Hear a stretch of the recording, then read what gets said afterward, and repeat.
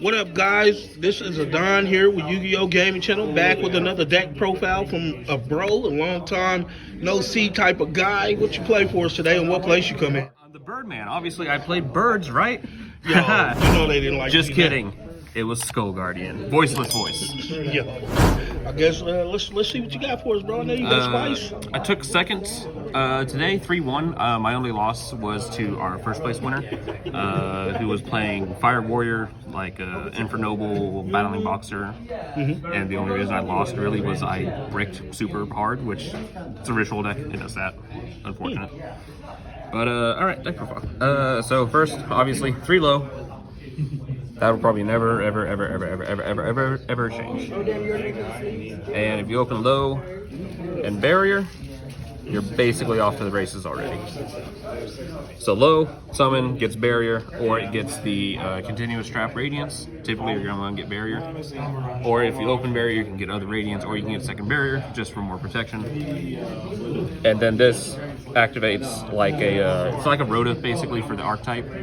And if you have low and I believe it's just a light ritual out, your opponent can't target your board or your monsters with card effects. Your light monsters with card effects, and they're also forced to attack your ritual monsters first.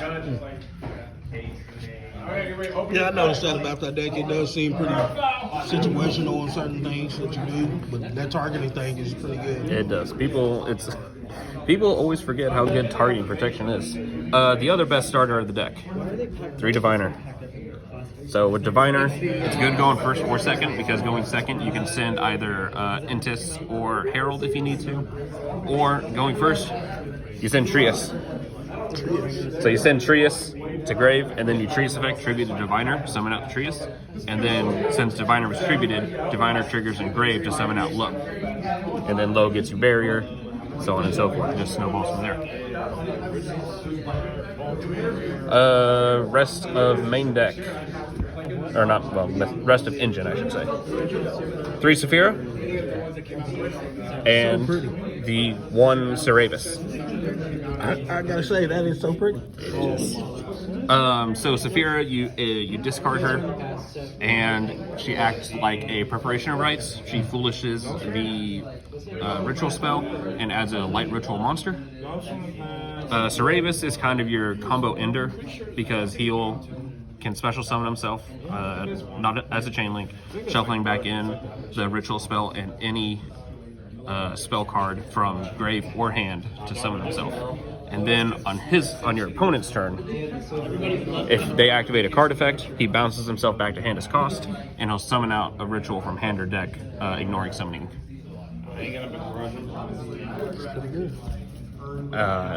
Forgot about the other Saphira effect, the most important effect. After you discard her and she's in grave, you then activate her in grave, banish her, and you can perform a ritual summon using any monster type that you wish.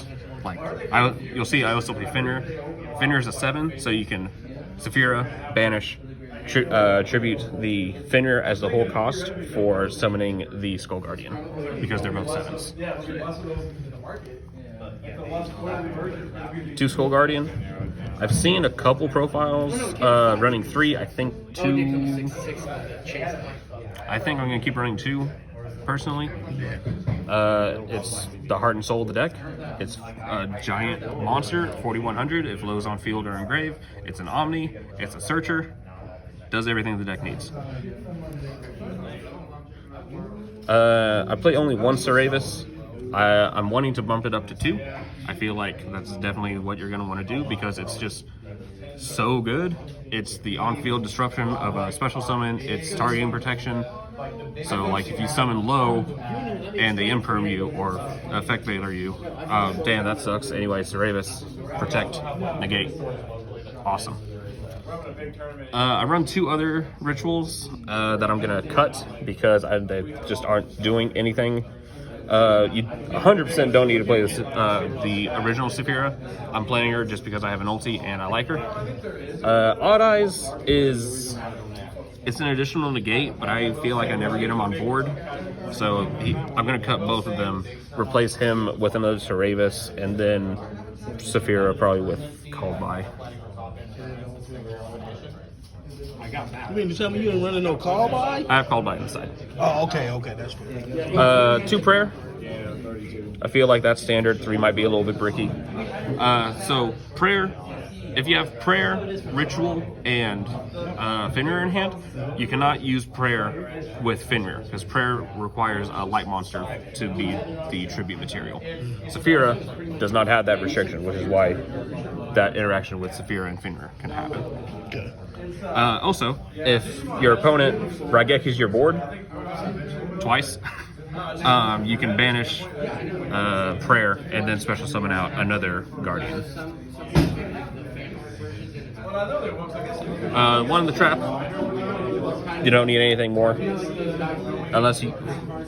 The deck does have kind of a grind game problem, but that gets fixed in the next set. Last 3 pre-prep of rights. Always good because this can search your 3 main ritual monsters. You can search Cerebus, Skull Guardian, and if you're like me and honestly kind of dumb playing the Saphira, it can search all those because prayer lists all of them specifically in the text.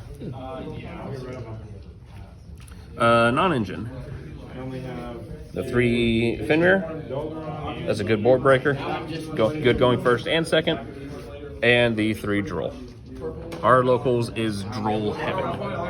You will probably never see another local with more people playing Droll in their main deck than ours. Super Poly, another good board breaker. You'll see all the targets that I have in my extra deck. I have basically the entire suite. Frostby, always good. But honestly, I side it out more often than not because I feel like if they aren't playing Droll in the main deck, they definitely sided it in. So, yeah, I'd rather just take that out and then not risk losing to Droll even worse than I already do. And lastly, 3 Imperm. I know a lot of people like Effect Veiler this format right now. I don't understand why. Because it's a tactics format more than anything else, so it's like, hey, Effect Veiler, cool, tactics, draw 2? Oh no, I don't understand it. I'd rather always play Imperm over anything else ever. That's the main deck. Flat 40 cards. Like I said, if anything, the only changes that I would do are the Odd Eyes and the Saphira. Change those out for another Cerebus and Kaltai. Extra deck.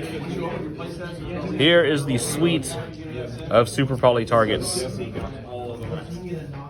Well, except for Intis. Intis isn't a Super Poly target. But got that for Snake Eye. That's for if they Manadium with SP Little Knight and Baron. That's generically good, obviously. Garuda's generically good. 2 Darks.